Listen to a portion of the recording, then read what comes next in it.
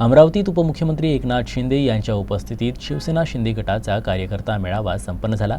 यावेळी ठाकरे गटाच्या नेत्या प्रीती बंड यांनी एकनाथ शिंदे यांच्या उपस्थितीत शिंदे सेनेत पक्षप्रवेश केला। त्यामुळे अमरावती जिल्ह्यात ठाकरे गटाला हा मोठा धक्का बसलाय।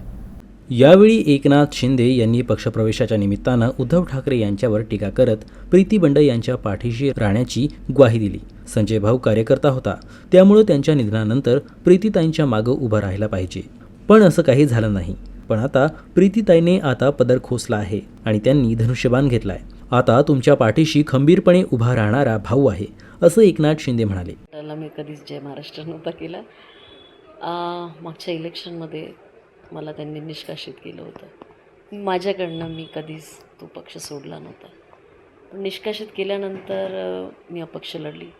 त्याच्यानंतर मला असं वाटलं कुठेतरी मला बोलवलं जाईल, पण तसं काही झालं नाही। म्हणून आज शेवटी मला हा निर्णय घ्यावा लागला। हेतू परस्पर तुम्हाला ठाकरे गटाकडून डावलण्यात येत होती?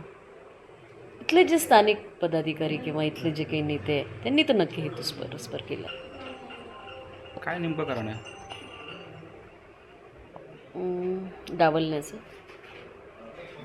बघा, पूर्ण जिल्ह्यात संजय बंडे हे नाव खूप मोठं आहे, आजही आहे।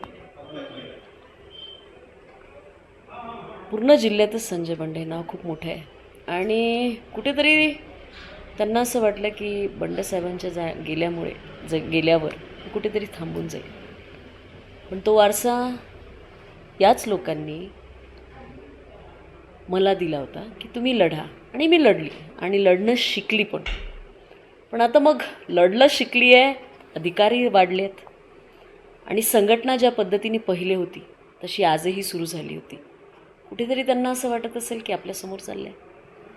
मला असं वाटतं हे एक मोठं कारण असेल। अरे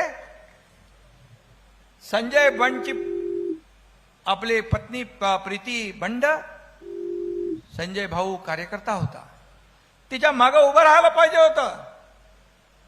पण ताटातलं काढून वाटीतलं काढून घ्यायचं ही सवय जी लागलेली आहे, पण आता प्रीतीताईने पदर खोसलेला आहे, हातात धनुष्यबाण घेतलेला आहे। आता तुम्हाला पूर्वीचा अनुभव येणार नाही, तुमच्या पाठीशी खंबीर उभा राहणारा भाऊ इथं आहे। आणि म्हणून मी मगाशी म्हटलं की पद येतात पद जातात, पद वर खाली।